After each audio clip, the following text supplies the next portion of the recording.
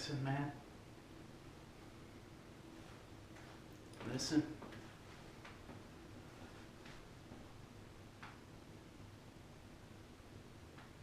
There's a part of the universe that you left out.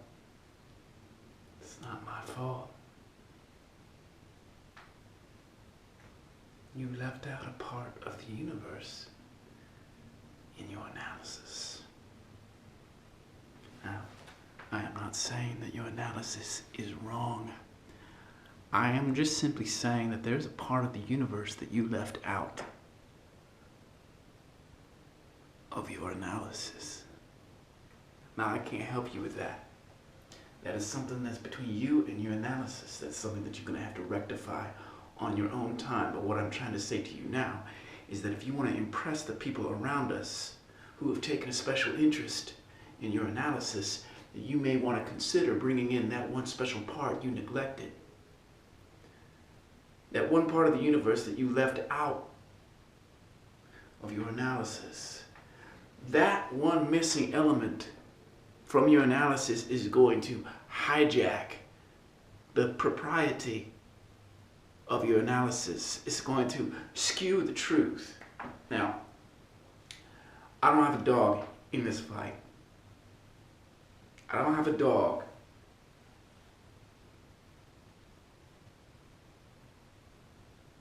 But these people around us, they're now very, very actively and keenly interested in you finding that part of the universe that you neglected to add or include or insert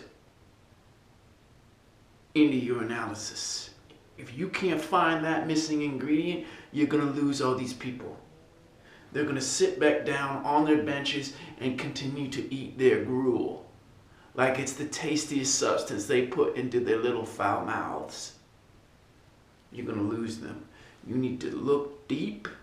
You need to scrummage about, rummage about, forage about, and find the missing element, that one singular part of your analysis that's missing.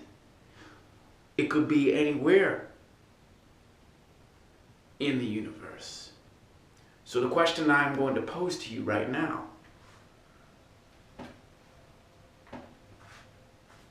is, where are you going to find that one part?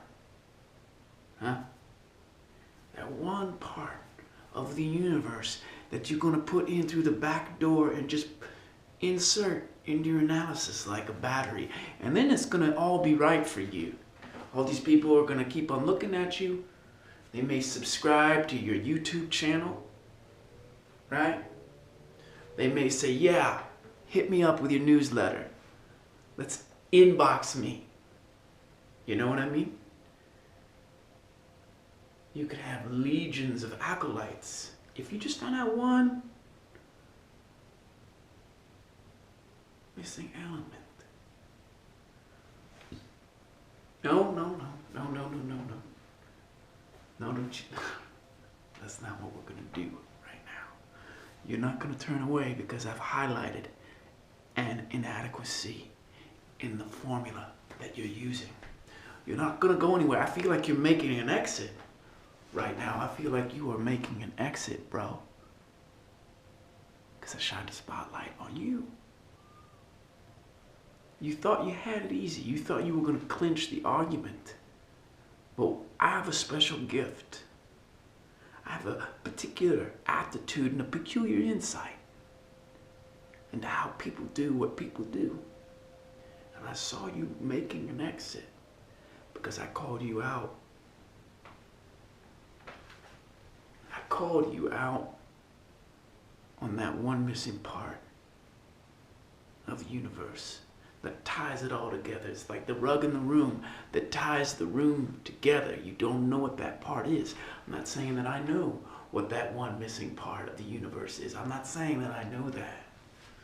I'm not saying that I've got a prerogative, an epistemic, ontological prerogative on the nature of the universe where I might know the missing part that would clinch it for you and get all these people staring at you in perpetuity. Yeah, forever.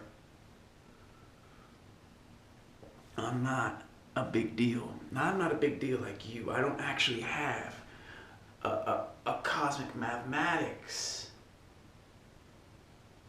that unifies all of it.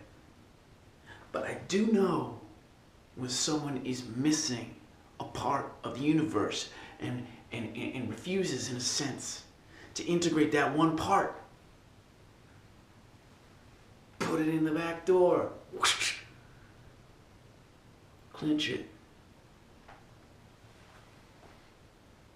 You want to make an exit?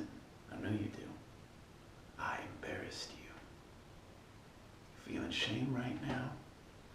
We all feel shame when we get called out for that one missing part of the universe. We gotta suck it up and save face, but who of us? You tell me. The nature of the human being who is able to stand up in the heat of the moment and say, yeah, okay, yeah. I dropped the ball. I did not include the missing element, that one part of the universe. I didn't even know that I was missing it. Thank you for drawing it to my attention. So I ask you, my brother, what is that one missing part? You say to me, you don't know, and then you make an exit. You go for the door. And I'm like, no. You can't go for the door because you said that you, or at least you acted like you, were the enlightened one among the two of us. You were the one that put yourself on the pedestal and you said, I've got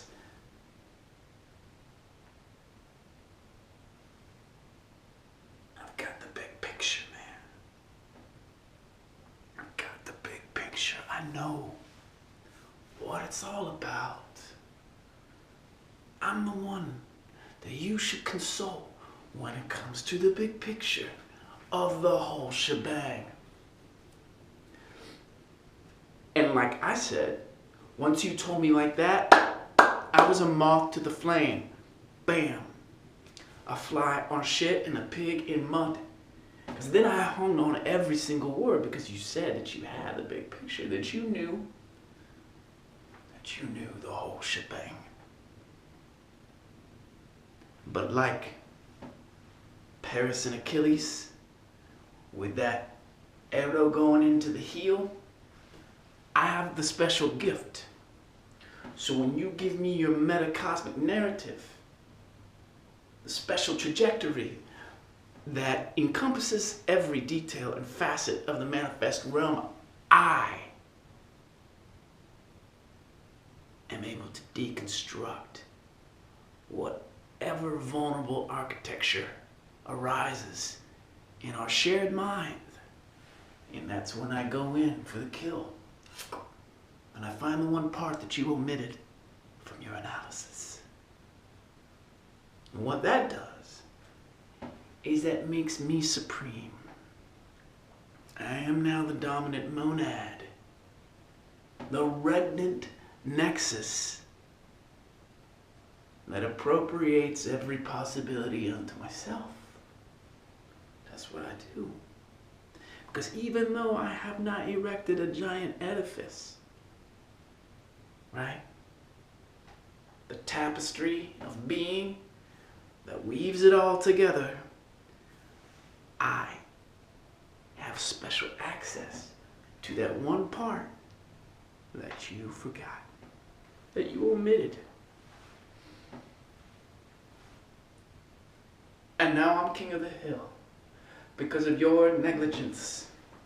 And now these people, they put their spoons, their wooden spoons, back into their wooden bowls. They're not eating their gruel anymore, and they're turning to me with ravenous eyes, and they want to know what it is that I have to offer them in your place. And I say to them, I don't have nothing to offer you.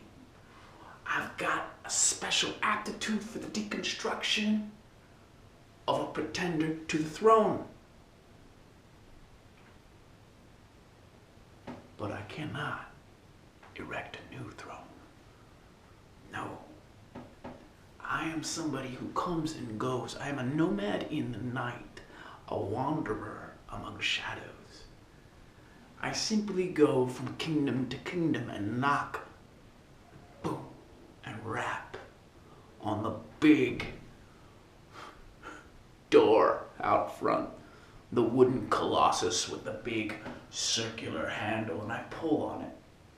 Nothing happens, but I pull on it, and I rap, and I do this in the cold medieval night until some squire, some porter, opens up the door, lets me in, and takes me to the court.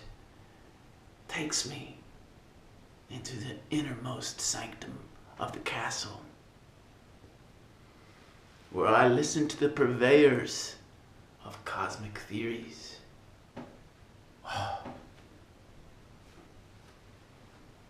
They are magnificent, as every cosmic theory is wont to be so magnificent, so tremendous, so mysterious, such a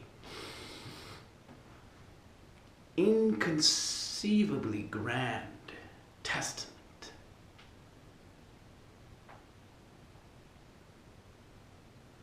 to the human mind. And I listen. I am such a great listener when it comes to these philosophical, metaphysical jesters who have nothing better to do than to cook up a superstructure for the universe.